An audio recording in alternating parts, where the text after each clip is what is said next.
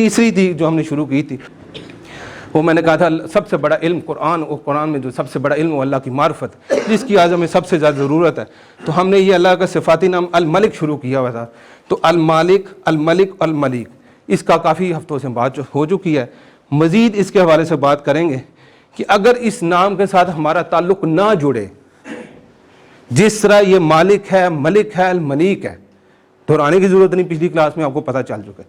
اگر اس طرح ہمارا صفاتی اللہ کے نام کے ساتھ ہم نہ جڑے تو ہمارے اندر کون کون سی بیماریاں پیدا ہوگی ان کو آج دیکھیں گے. پہلی بیماری پیدا ہوگی تکبر. اگر میرا الملک اور ملیک اور مالک کے ساتھ اس کے ساتھ تعلق نہیں ہے، اس کا تعارف نہیں ہے صفاتی نام کے ساتھ، سب سے پہلی چیز میرے اندر تکبر آئے گا. کیوں؟ تکبر کس چیز کا نام ہے؟ میں پہلے کس نے کہا تھا؟ شیطان نے. انا خیر منہ، میں اس سے بہتر ہوں. وہ مانتا تھا کہ تو ہی مالک خالق ہے، لیکن جب ٹائم آیا تو اسے یہ گمان ہو گیا میں اس سے بہتر ہوں. یہ جو میں ہے نا، اس نے اس شیطان کو فرشتوں کے ساتھ رہتا تھا کہاں سے نکال کر کہاں پھینک دیا. دوسری میں بلا کس نے کی تھی؟ بہت ساروں نے کی تھی، لیکن قرآن میں جس کا بیان ہوا ہے اور بہت ساری میں، جہاں سب سے بڑا جس نے دعویٰ کیا تھا وہ فرعون تھا. اس نے کیا کہا تھا؟ اس نے کہا انا ربک، کہ میں تمہارا رب ہوں. اس نے رب ہونے کا دعویٰ کیا. رب کا مطلب یہ نہیں وہ رہا، اس نے کہا تھا ہر چیز کا میں تمہارا بندوبست کر کے دیتا ہوں، تمہارے کھانے کا، تمہارے پینے کا، تمہاری ضروریات کی، تمہاری شکایات کا، ہر چیز میں حل کر رہا ہوں. تو یہی رب کرتا میں رب ہوں، میں آ گئی. تیسرا دعویٰ کیا تھا قارون نے، کہا تھا انما اوتیتہ علی علم. اس نے کہا تھا یہ جو مال ہے نا، اتنے اونٹوں پر صرف چابیاں جا رہی ہیں، خزانے نہیں جا رہے، یہ میری علم اور عقل نے. اب یہ چیک کر لیں ہمارے اندر تو نہیں ہے. اگر ہمارے اندر اقتدار کی یا کوئی اختیار ہمیں مل جائے، چھوٹا سا مل جائے، وہ کونسلر کا نام لے لیں، ایم پی کا نام لے لیں، ایم این اے کا نام لے لیں، کمشنر کا نام لے لیں، ڈی سی کا نام لے لیں، خاندان میں کوئی آپ کو بڑا بنا لے، جی یہ ہمارے گھر کا بڑا ہے، یہ فیصلے کرے گا، کسی مد میں، کوئی کاروبار کی مد میں، کوئی دکان کی شکل میں، کسی جگہ کسی نے اللہ تعالیٰ نے آپ کو چھوٹا سا مقام دے دیا اور وہاں پہ آپ نے کہا جی میں فیصلے کرتا ہوں، میں یہ سسٹم چلاتا ہوں، میں ایسے کرتا ہوں، میں یہ کرتا ہوں، میں شروع ہوگی تو سمجھے آپ یہ اس تکبر میں پڑ چکے ہیں. کیوں؟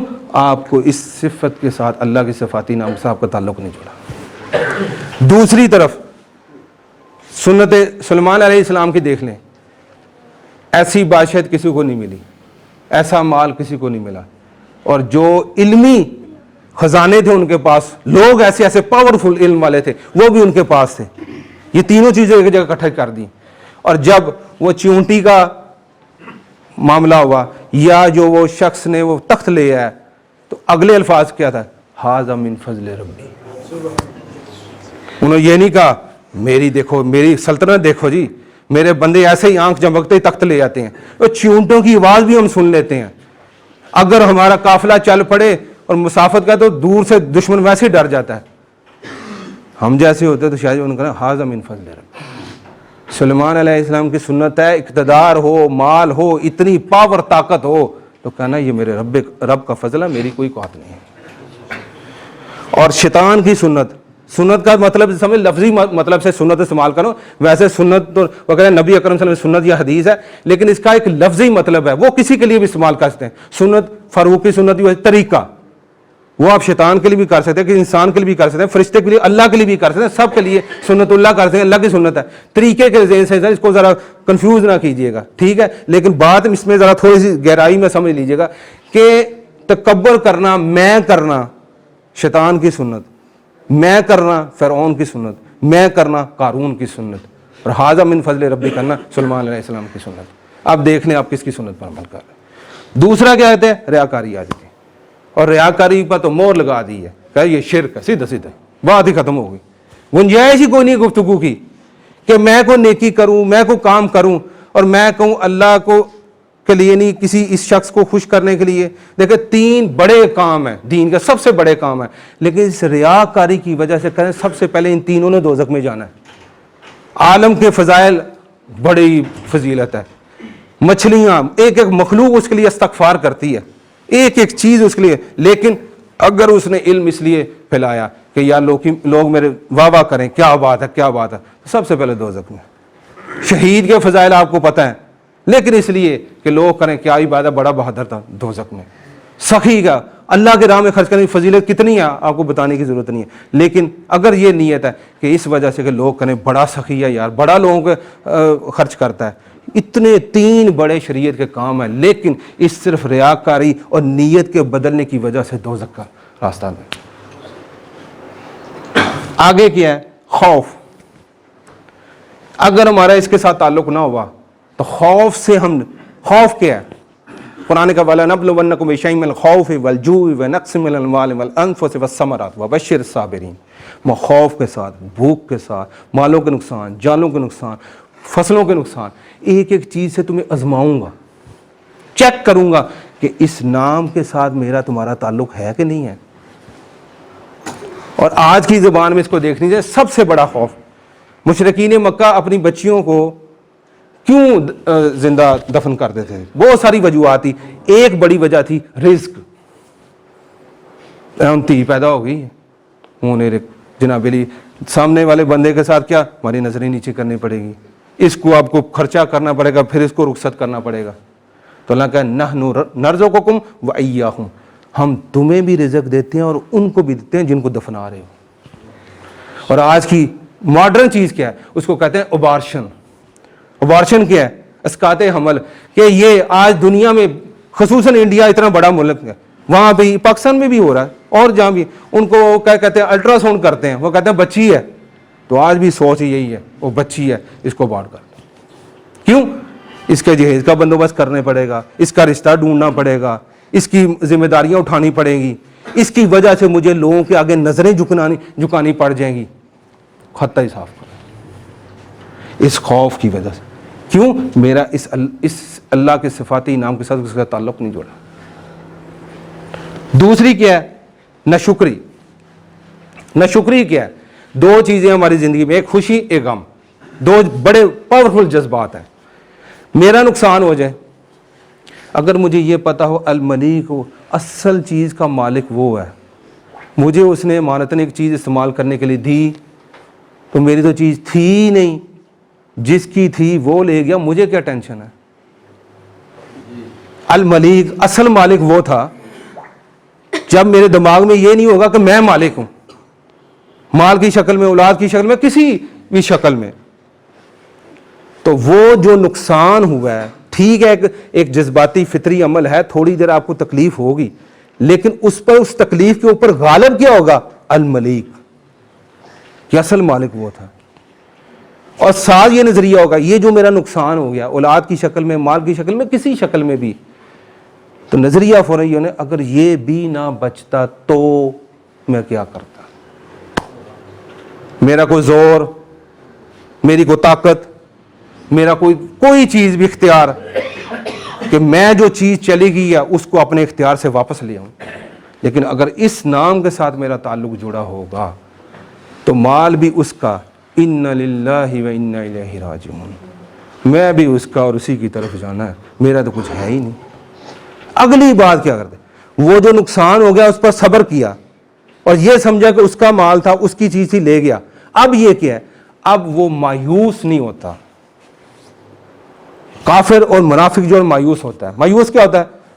ہوں تو نہیں بننا، کاروبار تباہ ہو گیا، ختم ہو گیا، اب اتنا بڑا کاروبار میرا تھا تباہ ہو گیا، یہ کیسے ہوگا؟ اب نہیں ہو سکتا. مستقبل سے مایوس ہو جانا یہ منافق اور کافر کی روش ہے، اور مستقبل سے پر امید ہونا یہ مومن کی صفت ہے کہ اللہ تعالیٰ نے یہ جو وہ مالک تھا، چیز اس کی تھی، میں نے صبر کیا، اس کی رضا پر راضی رہ گیا ہوں، اس کو بہتر پتہ ہے، مجھے انشاءاللہ اس سے بہتر عطا کر فرمائے.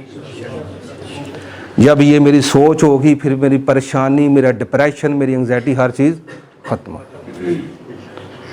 اس کے حوالے سے 2-3 چیزیں ہم دیکھیں کہ میرے اندر تکبر، ریاکاری ہے کہ نہیں. صرف 2-3 مثالیں رکھوں گا، لسٹ تو بہت لمبی ہے. پہلے آج کا سب سے پہلا آج کے دور کا چیک کرنا ہو، امیر بندہ آ جائے، دوسرے کو غریب آ جائے، میں کہیں بیٹھا ہوں اور وہ اندر داخل ہوا ہے، میرے کمرے میں، میرے دفتر میں، مسجد میں، کہیں بھی داخل ہوا، اگر میرے امیر کے اٹھ کر ملنے کی اور میرے جذبات کچھ اور ہیں، اور اگلے لمحے بندہ کوئی میرا واقف ہی ہے لیکن غریب ہے، اس وقت میرے جذبات کہتے ہیں. اگر دونوں وقت جذبات برابر نہیں ہیں تو میں تکبر میں مبتلا ہوں.